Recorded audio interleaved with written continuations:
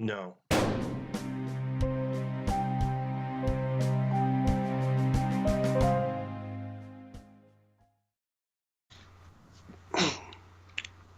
Hello. Hi. Season 4, Episode 5, RWBY, what was this one called? Menagerie? I believe it was called Menagerie. Yeah, Menagerie.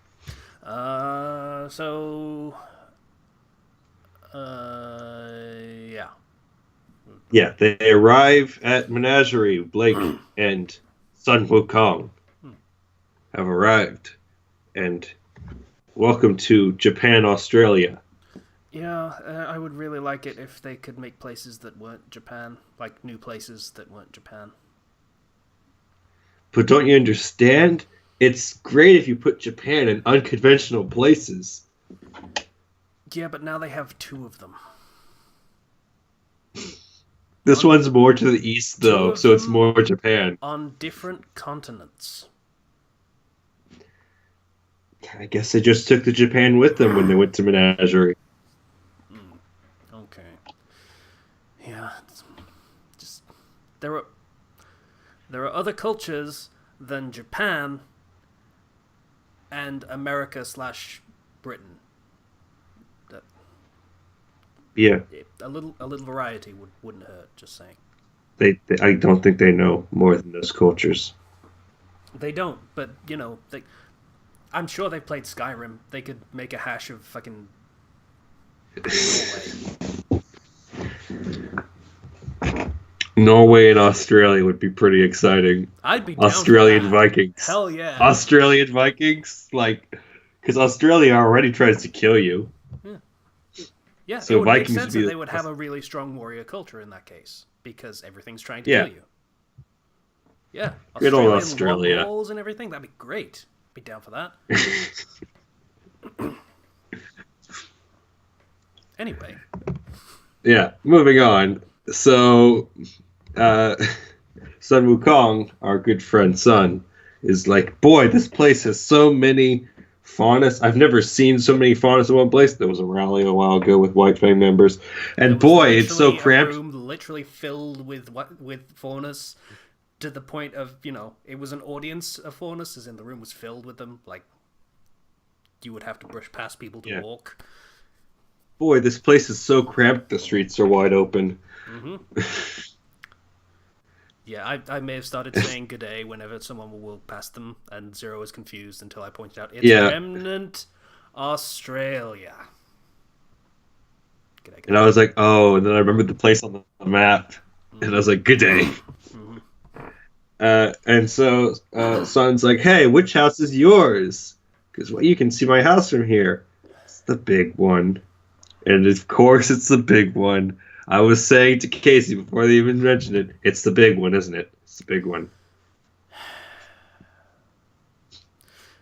We got into this a little bit while we were watching the episode. We probably talked over some important dialogue while we were doing it, but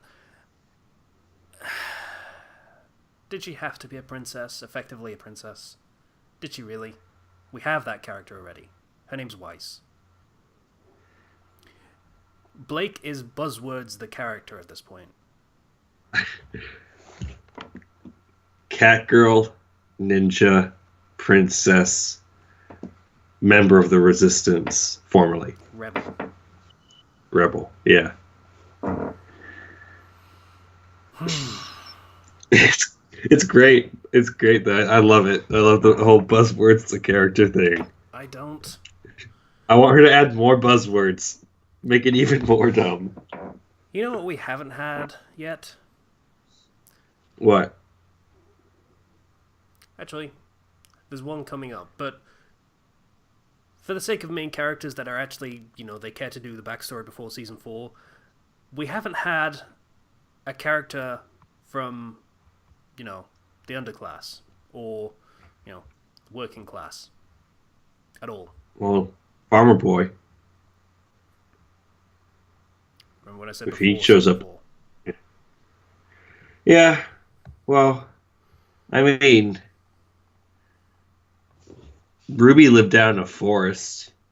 Yeah, and her dad is a teacher and a huntsman, and her mum was a huntsman, and her other mum was a huntsman. You know what I mean? Yeah. They were fairly well off. They lived out in the forest, but they were fairly well off. In fact, they didn't live out in the forest. They lived in a small wood on a tiny island. So, yeah, they were doing perfectly fine and had no problems whatsoever. Yeah, and Blake ran away from home who knows how long ago, so I don't know if she would qualify as being poor, but I don't know. She arrives at her home and she knocks. Not really, because she ran away from home to be a part of the organization that her dad runs. I don't think that counts. And then she left the organization for and then she was poor for a few months, probably. Maybe. Gosh darn it. It hurts me how right you are. We'll get to someone that kind of fits that mold a little bit. I mean, we don't know Ren's background. Ren did fine. Right?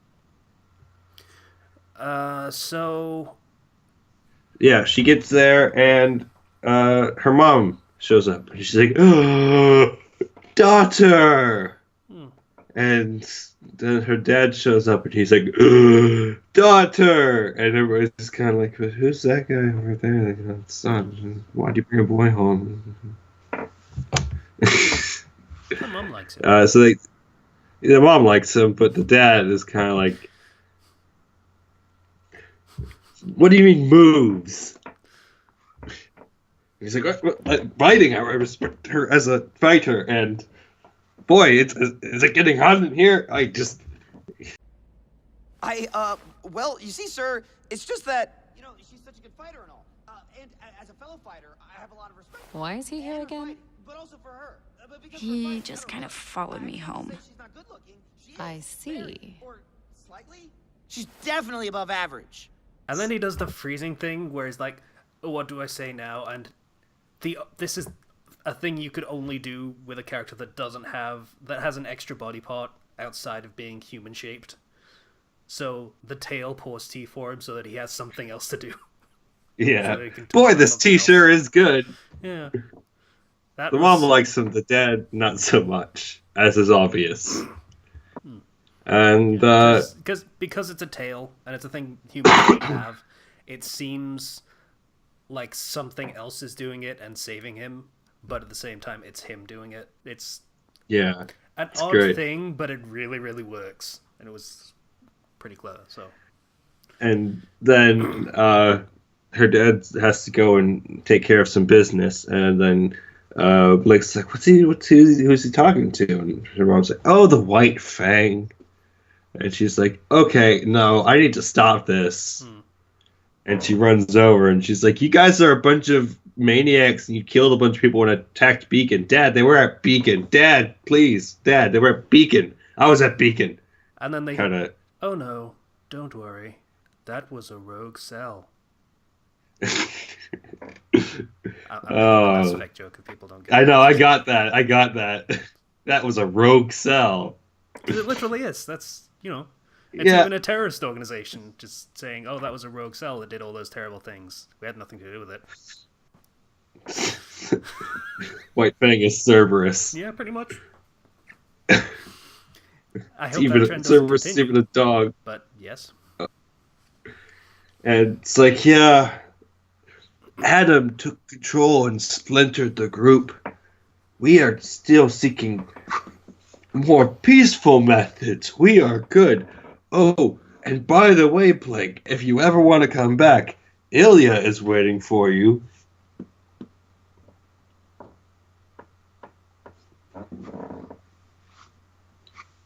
I don't know what you're doing.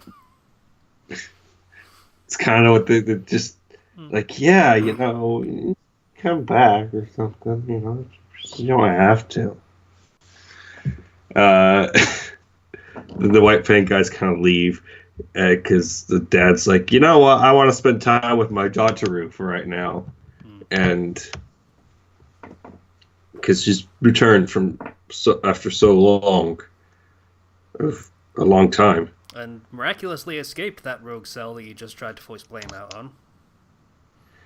Yeah. How lucky for you that she didn't die. Oh, how lucky for you. And he straight up says to Sun when he makes a comment, I really don't like you. It's great. Yeah. I like And then yeah, I like him. And then the White Fang dudes are awkwardly, like, not awkward, but like in sync. They're walking down the stairs with their hands like this, and it's like, yeah, we have to tell Adam, brother Adam. And I'm just like, well, I guess Adam's in control of it all, Or at least in control of them. or the majority. I don't know. He's got widespread control. Boy, do I want somebody to kick him in the dick. At least once. Anyway, so that's pretty much the end of that, and then we go back to the bar where Flirty Barmaid is cleaning the floor and gets approached by Tyrion. That was his name. Yeah. And he's like, I'm looking for somebody, and he's all nuts, so crazy-o.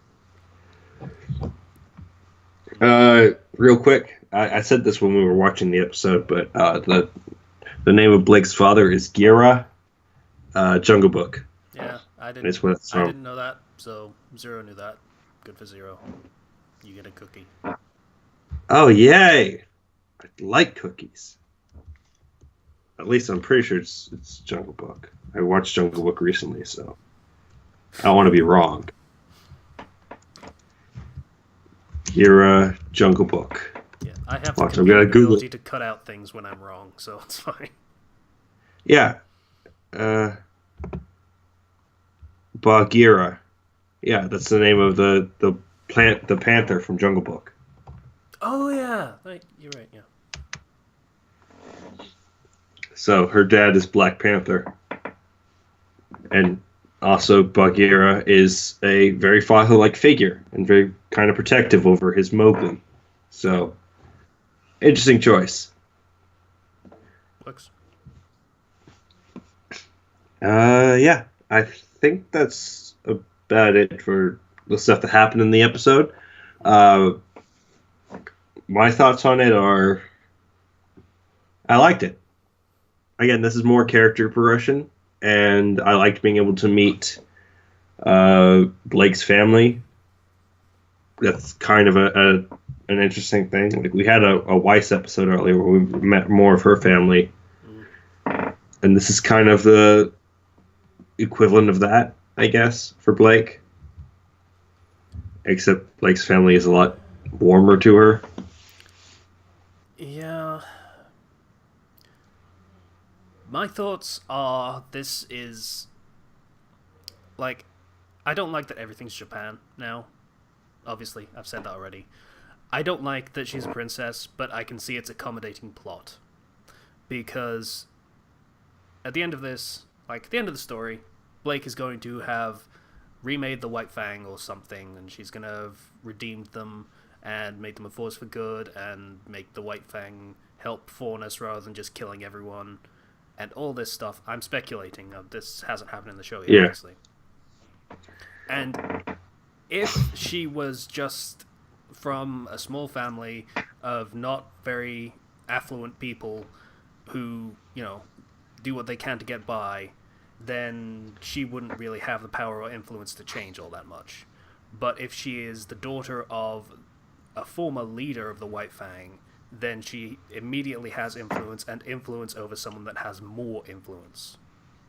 Yeah. So she would have an easier time to do that. That's why this character trait is here. And I understand that. Doesn't mean I have to like it, because now we have two princess characters, and we didn't need that many. Well, one's like a princess who suffers, and the other's a princess who ran away from a loving family. I guess. Like, they kind of, I guess they work off as like opposites in the way that their situations are. Considering the similarities. Because, like, Weiss, her family tends to be more cold to her, and she's been trying to stay loyal to them, and it's only caused her to feel cramped. And Blake, on the other hand, left her family to go work with White Fang, and then left the White Fang. But her family's more caring, and when she needs comfort and when she's like needs some help, she goes to her family. Whereas Weiss would do the opposite and go away from her family. So I guess you can work it like that. But